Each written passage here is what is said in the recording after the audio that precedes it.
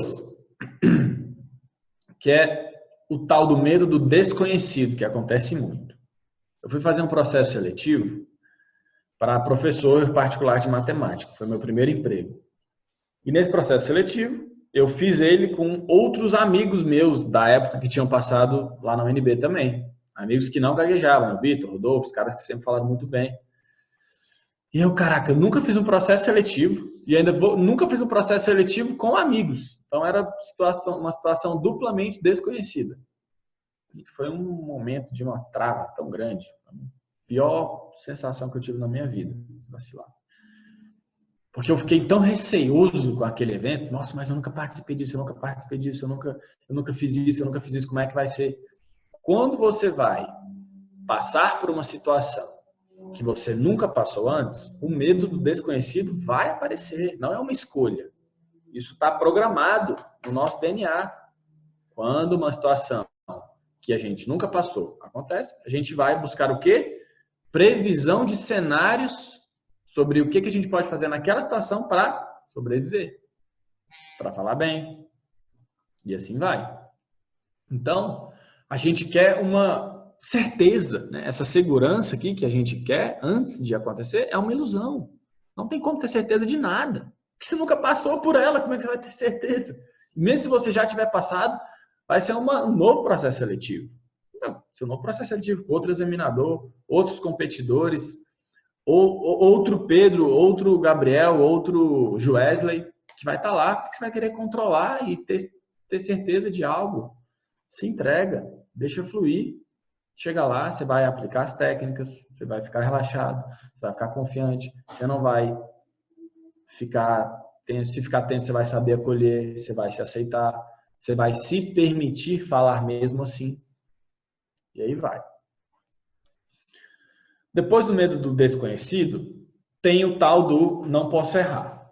Ai, meu Deus, esse tal do não posso errar é o não posso gaguejar, não posso travar, não posso desfluir, que é o medo de errar disfarçado, né? Então, o que acontece muito é que os gagos são perfeccionistas demais.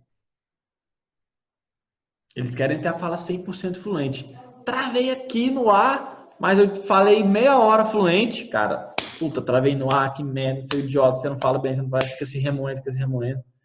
Gente, a gente está aqui nessa vida para errar. O erro leva ao aprendizado. Então, ou você acerta ou você aprende. Não existem erros. Ou você acerta ou você aprende. Você não erra. Ou você acerta ou você aprende. E eu lembro que lá na Vix, nessa mesma empresa que eu trabalhava, eu já fazia vendas, inclusive. A gente fazia reuniões diárias, onde eu apresentava o que eu fiz no dia anterior. E cada funcionário tinha que apresentar o que fez no dia anterior em 2 minutos, resumidamente, para alinhar o time. E eu não estava falando bem, gente. Caraca, mas eu não conseguia falar bem daquele jeito naquela reunião nunca. Porque o quê? Eu percebi que eu estava querendo sempre o quê? Não demonstrar que eu gaguejava. Eu estava querendo ser o quê? Número 1, unânime. Estava querendo ser unânime o tempo todo. Queria que ninguém soubesse que eu gaguejava, para todo mundo me aceitar, porque eu mesmo não me aceitava. Logo, se eu não aceitava a minha gagueira, eu achava que os outros não aceitariam a minha gagueira, que é também uma grande besteira. Se você se aceita, os outros vão te aceitar. Uma predisposição. É a mesma coisa de eu tentar vender essa caneca aqui, mas assim, ó, não compra essa caneca não, tá? Porque ela é ruim. Aí eu quero que você compre. É a mesma ideia. Não faz sentido. Então, eu comecei a fazer meditação para ver se eu falava melhor. Aí, cara, comecei a meditar, comecei a ir muito mais calmo para essa reunião. Eu comecei a falar melhor. Aí eu, caraca. Só que tinha vezes que eu fazia a meditação, mas mesmo assim não falava tão bem. Eu percebia mentalmente o que eu estava fazendo, que estava gerando aquela desfluência, mesmo tendo meditado. E eu percebi que foi um processo, gente, de dia a dia.